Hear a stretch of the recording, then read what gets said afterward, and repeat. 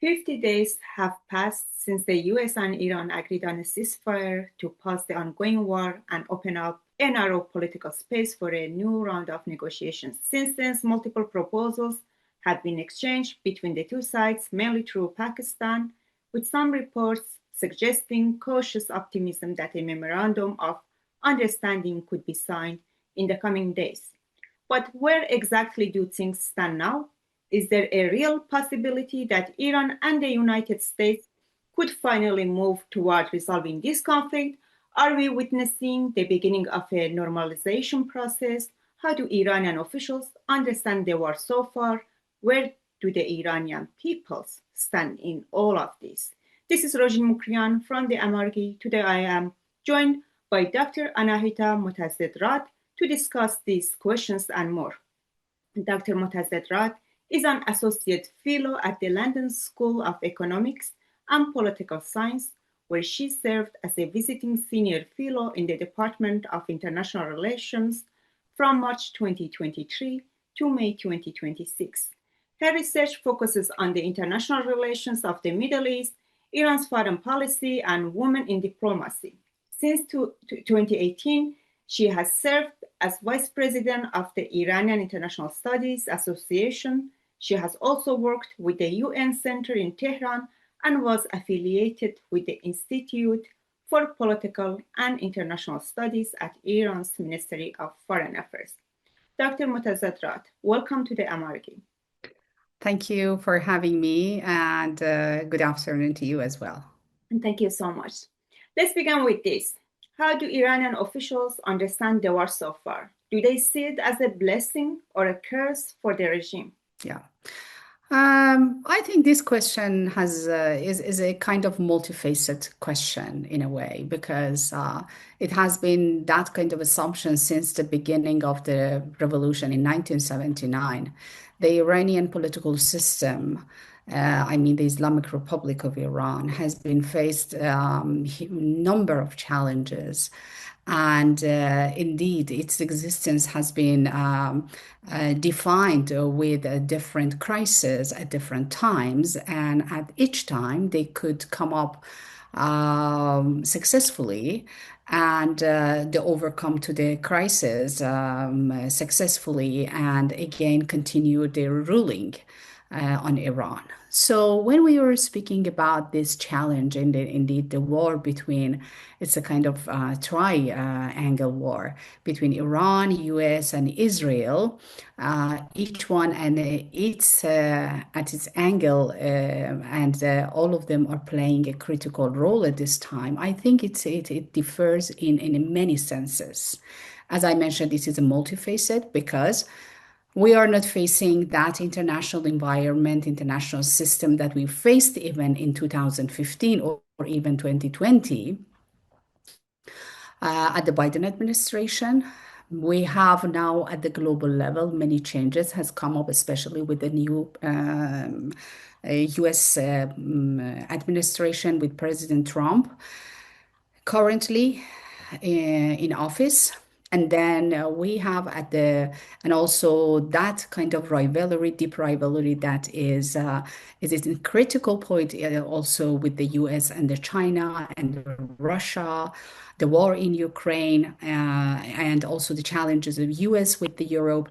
And also subsequently, we have that kind of mainly consequences of all these, events, current events at the global level that has impacted the region directly, and including Iran as one of its main, I think, players, not only in the region. And now I think after this war, we can put Iran in the global context as one of the main challengers. So for the regional, I think, changes and transformation that has happened, we have to refer and get back exactly to the 7 October of 2023 attack happened. That attack happened in Israel by the Iranian I would hesitate to use the proxy forces mainly, but it may be better we use that the groups supported by Iran, including Hamas and then Hezbollah and the other forces in the region. So since 7 October, the region has also at the regional level has come under a very deep challenges that even in terms of international relation, we see that in many different fields, including very basic concept of international relation, like the hegemony, like the deterrence and war, like the regional security architecture, the regime security itself, and also decapitation of the leadership, and many things has come under a different kind of pattern at the region. So at this time, it seems that I just want to brief my answer. At this time, we see that yes, it seems that Iran, if that kind of MOU, Memorandum of Understanding, happens, and later Iran and US would enter a very serious, more serious discussions that lead to a kind of specific agreement, and still the Islamic Republic would survive, which is its main goal at this position. It seems that Iran has been, the Iranian officials and Iranian ruling system has been again successful. They could survive. However, I would still this time put a question mark on this survival because I think at the same time, maybe Iran wouldn't face anymore if we accept everything would be fine in the order with the deal with the US and even Israel would satisfy and other regional actors would satisfy of this deal. Maybe Iran wouldn't face that kind of external pressures as the main challenge to its survival and its endurance as a political system, but still Iran is facing other main challenges internally. That I think is stop here, and then maybe we can raise it again in the other questions. Yes, for sure. You refer to the Memorandum of Understanding, and of course, we don't know what's inside this Memorandum of Understanding, and we see actually contradictory reports on what this memorandum will entail. But based on some reports, the aim of this memorandum is to open a 60 days time limit for the two sides, for the US and Iran, to negotiate and basically bring an end to this conflict. And of course, this is not the first time that we have this time limit kind of 60 days ultimatum for negotiations. The last year, 2025, we had another 60 days of like time limit for negotiations, and it ended in 12-day war in June 2025. So do you think something has changed? Can we expect some opening or a breakthrough, or for the two sides finally to reach an agreement, especially when it comes to the nuclear program and the fate of the Iranian stockpile of highly enriched uranium? Yeah. I think both sides, namely the US and Iranians, are really determining in, reaching an agreement. There is no doubt about it. President Trump has mentioned it publicly. Iran also mentioned publicly. However, at the same time, they're mentioning, okay, if we cannot reach a deal, and again, the war and hostilities would begin, but in more harsher way. And I think, in a way, if we will look at from the U.S. standpoint to this MOU and maybe later agreement, they want that agreement in any way, but still, U.S. in insisting on its preconditions. That would be transferring or even diluting, as Iran proposed, highly enriched uranium outside Iran or even inside Iran under the surveillance of some, neutral and responsible organization like the IAEA. It can happen. And based on the paradoxical, again, reports and news we are receiving, Iran has accepted this. But still, Iran is insisting on preserving its right to enriching uranium, at least 3.65%. So it's not something that Iran would ignore. They have insisted, still insisting, and I don't think that Iran would retreat from its position about the enriching uranium. But at the same time, they are very also they want to show that they are positive. They wouldn't go to the any kind of nuclear weaponization, as the President Trump is claiming for that. And also about I think the other issue, aside from the nuclear issue, is Iranian ballistic missile and missile capabilities. That has not been addressed yet. I think these are the issues which coming up after this 60-day ceasefire and after this memorandum of understanding, maybe in more detail for the future talks. But at the time, as they have defined, mainly they are focusing on opening the Strait of Hormuz, which is very critical to the global economy, and also addressing that kind of amount of 400 kilogram of uranium, enriched uranium in Iranian soil. This is much more important than anything for the moment, but about the other details that President Trump has asked for it, insist for that, definitely they will go for more talk. Exactly after this MOU ended. Yes. Okay, but yes, I agree that we see some signs or signals that both sides are ready to negotiate and both sides are ready to reach an agreement. But at the same time, we see that both sides are also willing to hold on their maximalist demands.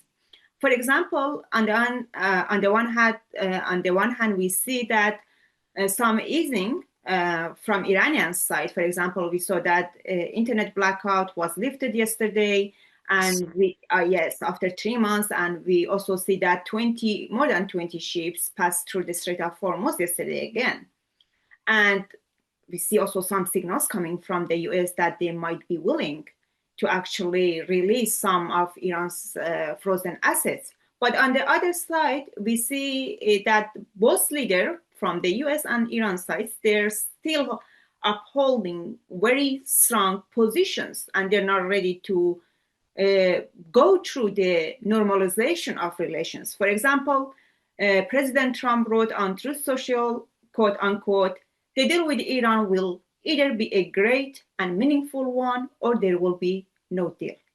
On the other side, we see the Iran's Supreme Leader Moshtaba Khamenei also issues a message on the occasion of Hajj and Eid al-Adha, saying Israel, quote unquote, must certainly be uprooted, and it will be. So how should we really read these contradictory signals? I mean, like, if even they sign this MOU, and then do you think that 60 days really give them this enough time to go through all these problems that they have together? It's like the items of the agenda is expanding compared to the pre-war period. Now we talk about even the status of the Strait of Hormuz, which is on the agenda, and nuclear program.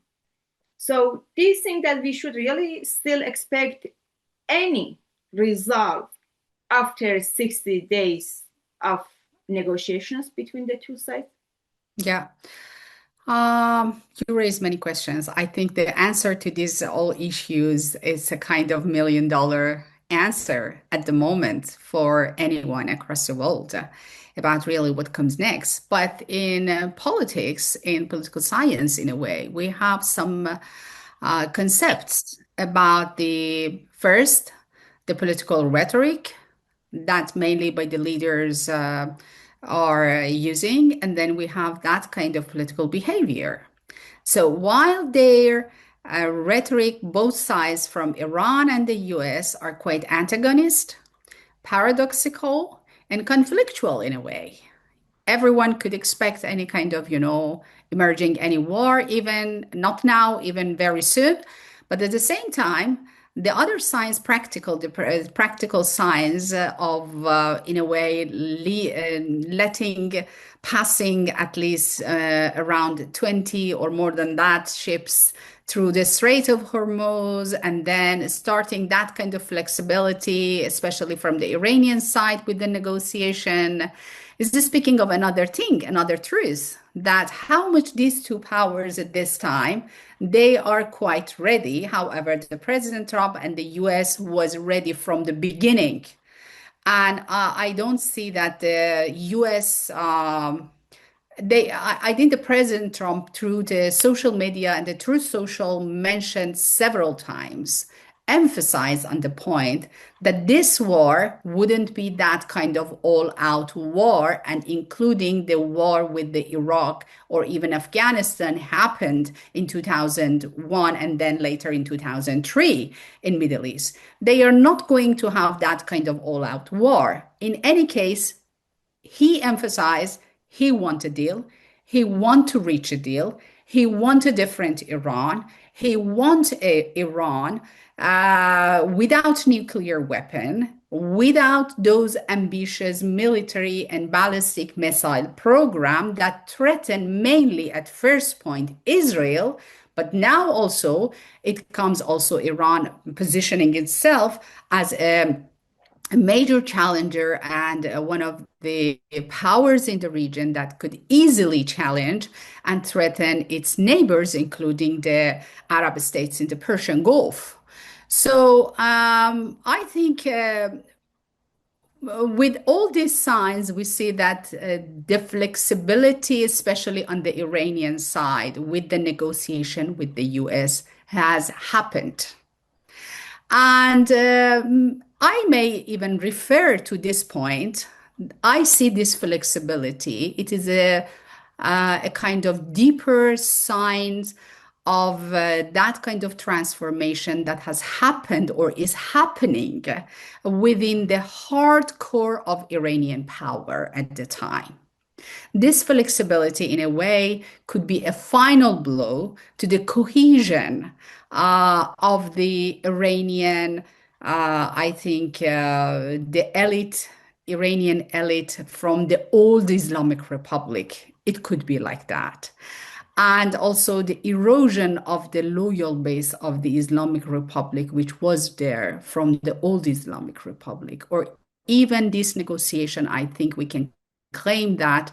However, we need to stay and see in the future, for the future, how the events and the issues are unfolding after this MOU. But I think still this kind of transformation has started to happen within that hard core of Iranian power at the time. So they are trying to reach a kind of unanimous position due to the different, I think, challenges and critical challenges that they are facing at the time, that I think even at some point, the war with Israel and US could be the most easiest challenges for the Islamic Republic at the time.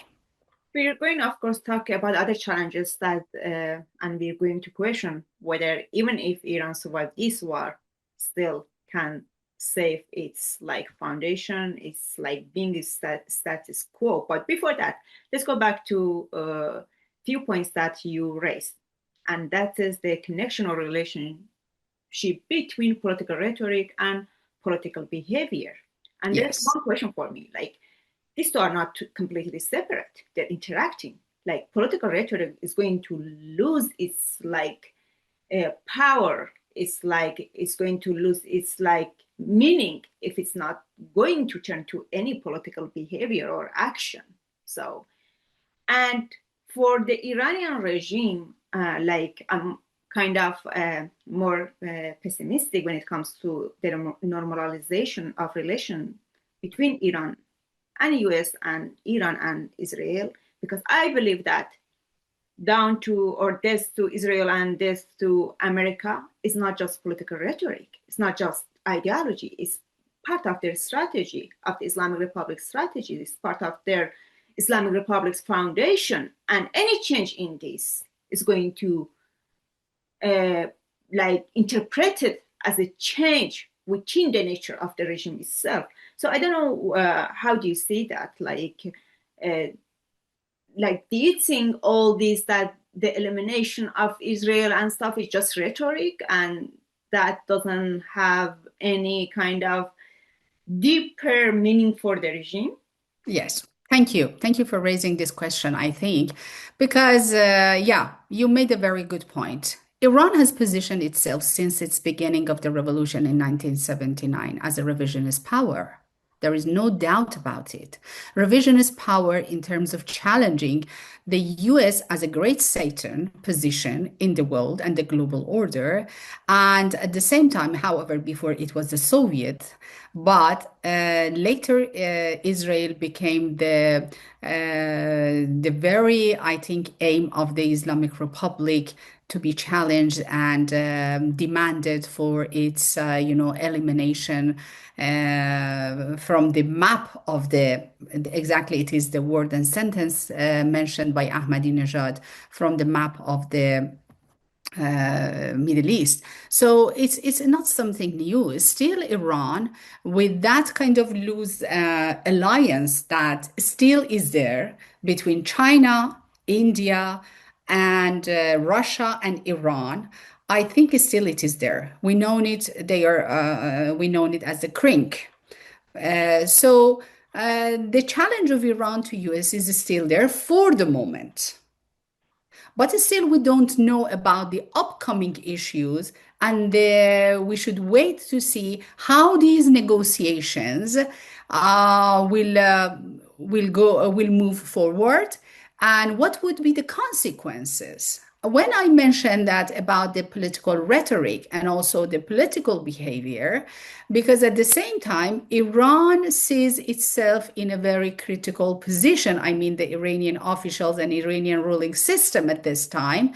So even it is a kind of this kind of political rhetoric, that kind of mismatch between the political rhetoric and political behavior is exactly the way that they want to maximize their power and their leverage within the negotiations. It's not something that shows that still Iran is anti-American. But at some point, based on the debates and the dialogue which is happening inside Iran, which I myself closely watch all these debates, and in different factions inside Iranian power, they are speaking now more openly about having a relation with the US. Why not? Any kind of cooperation for the future with US, but still they set their boundaries. This doesn't mean that they fully would be an ally, a US ally in the region. They are not mentioning that. But I think all these behaviors should be there, this kind of mismatch between the political rhetoric and the political behavior, because they are just testing the grounds, even especially from the Iranian side. US has its, I think the US has its upper hand in any case. But Iran should test the ground. How would be if they want to move forward even one or two steps positively with the US during this negotiation? So this kind of mismatch should be there. I don't see it quite unrealistic. And I think still Iranian position in terms of anti-American is still there. However, some opening has been happened within the Iranian society to maybe making ready the Iranian society for having a more cooperative kind of grounds and a more cooperative alignment with the US in future. But still, they are, as I mentioned, they are testing the ground, how it unfolds. But before, yes, Iran has positioned itself as a adversarial country, not only to the US, but to the Israel, which is still about the Israel. At least I'm sure that it is there. Thank you so much for this. Let's go back to the question of deeper challenges that the Islamic Republic of Iran faces. And let's, for the sake of argument, imagine that somehow Iran, the US, and Israel reach an agreement and they solve or bring an end to this war. Can the regime survive, the Islamic Republic of Iran, if they reach an agreement? I mean, like, there's like huge population inside Iran. The majority of the Iranian peoples, they see this regime as an illegitimate government. Yes. How the regime is going to deal with this illegitimacy problem, or even legitimacy is important to the regime or not? Yeah. Yes. I think, as I mentioned, if Iran would survive with this war and overcome this war, that even temporarily wouldn't face more challenges. Still, Iran is facing, I mean, the political system, the Iranian authorities, they are facing with much more serious challenges and deep-rooted challenges, which is not new. And that is the domestic challenges, internal challenges. You have, deep challenges, profound socioeconomic transformation that has already happened. You have a nation with deep political disillusionment and disenchantment with the politics and also the system of Islamic Republic. So I don't see very easy. And in any case, it would create much more deep challenges. And in a way, it could be a final blow to the Islamic Republic if they couldn't manage it right. Still, people are quite, disappointed, and they are still grieving for their beloveds they lost in 8th and 9th January. And it's not new. At least since 2019, the Iranian society has been constantly on the process of the, if we don't call it uprising, but at least contesting the regime for their basic rights, for the freedom. And so I think that the still regime is facing much more deep challenges, and they need, for this reason that I think, at least for the moment, they should come up with some deep changes within the system if still they want to survive as a political system for the future of Iran, if they have the chance by its own people. Because I see at this time the people, I have a close relation with many people inside Iran. I see that how much they have been disappointed than before, much more than before. And they've lost their hope for any sensible and credible changes. And they have been silenced because there is a very harsh suppressing at this time. Every day, almost every day, we are hearing the new names of people have been executed. So if you want to rule on a country, over a country like Iran, that has a long history of civil disobedience against the tyrants, against the autocrats, in its history, especially with the Islamic Republic, this is not the way of ruling on system. So maybe at this point, they look at also this negotiation with the US and any reaching any deal with the US for finding a kind of a passage to bring some changes at the economic level, which at the moment the society is it's critical. Over 70% of um, uh, inflation. Even many people don't dare to say it exactly, to mention the exact percent of the inflation in Iran. That definitely it is much more than that. And then with the shutting down of the internet, it has been even, I think, doubled or even more than doubled the economic problem of the people. So it's not something very simple by words. All these issues needed much more than we expected by the words.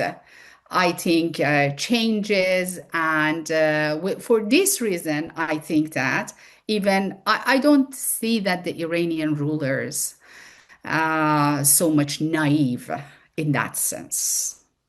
Okay. They, yes, I just, so I think that they are also thinking of redefining even the framework of their power for the future of Iran, if they can overcome these challenges at the time. Of course, they are not naive. Uh, this is why they could survive 47 years Yeah, after, as they say, facing many like adversaries from outside, which they yeah, began themselves in the first place. But anyway, let's go back to the question of now nationality question and women inside Iran. Okay, when we talk about the Iranian peoples, of course, it's not homogeneous people. yes, And all the time, the Iranian regime consider especially a minoritized nation as a threat to its existence, as a national security problem, as a threat to its territorial integrity. Like, and I see now that the regime, as long as if we really assume that they are not naive and they see that even if they survive airstrikes, they may not survive the people inside, and the people inside can topple them down. So they might be open. Who knows? We have to wait and do some, like, make some concession domestically as well. But this concession domestically inside, for me, it should entail also addressing the nationality question inside Iran. Like, for majority maybe Persian, they will be okay for opening some like economy or individual freedom, like women to have autonomy over their body, their hijab, to the for them to have a like a free press, like to have like right to freely vote, to for the political parties maybe they have right to exist, but that doesn't embraces the demands of the national minorities inside Iran, and this is their political existence. Do you think that Iran might be open, the Iranian regime might be open to give some concession also to these minoritized nations inside Iran? yeah. Okay, as you mentioned, Iranian society is quite diverse and multi-ethnicities. And how the majority is with the Persians, around 60% of Iranian population or more than that belong to the Persian, but still we have other ethnicities inside Iran, including the Turks or Azeris, which are more than 60%. We have the second one is the Kurds, one of the contested, I think, ethnicities inside Iran, between 10 to 15, depend on the sources, or even more than that. Then we have the Arabs or Baluchs. Each one shares about 2% of Iranian population, and mainly the Kurds, Baluchs, Arabs, and even Turkmens in the part of the north of Iran. And they have been deprived from their basic rights for so many years. They didn't have any kind of political position within the central power. This is also one of the main challenges. When I am speaking about the Iran, I consider all these ethnicities within the geography of Iran, and I'm sure that all these ethnicities consider themselves as a Kurdish Iran, as an Iranian Kurdish, as an Arab, Iranian Arab, as an Iranian Baluch. Okay, this is not something, unfortunately, despite of all these, words that are coming out, these ethnicities are thinking about disintegration from Iran. I don't see it in that sense because I think still they want to live within the borders of Iran. They think that they are Iranian. They have a history there for generations and for centuries, and they cannot be partitioned from the Iran. But at the same time, with this way of governing, as you mentioned, yes, maybe the regime reached to this point that should make a kind of more concession to their domestic issues, including the issue of the ethnicities that have been excluded from the power for a long time. It's not anymore possible. At the same time, we have also another social forces, which are women, that I think since beginning of the revolution has been one of the important forces that challenged in different ways the political authority and have been active at the heart of the Iranian society. So these forces also, more than half of the population of Iran are women. So I think these are the main challenges alongside with the other challenges that we mentioned earlier, that regime should think about it. Exactly, this is that critical juncture that I'm speaking of. If they don't come because just only resorting to the military and suppressive actions, I don't think that it wouldn't work anymore, at least in case of Iranian society. Iranian society has a long history of freedom, questing for freedom, and still it is there. Since 1953, that the coup of against the Dr. Mossadegh government happened, then the revolution in 1979, and after that, I think still these issues are there within the society. And one point, the last point about the Iranian society, I think that still Iran and Iranian people and nation are ahead of their politics. This means a lot. If the political system and ruler, I think I lost you for just a moment. Yeah. So I think they should be they should be wise to exactly see this momentum and also address this main issue, which I think even more than the external challenges to the system is going to unfold for the future. Thank you so much, Dr. Motazed Rad. We appreciate and value your insights, and thank you so much again for accepting our invitation. We leave it here. Thank you. It was a pleasure for me as well, and thank you for inviting me. Thank you.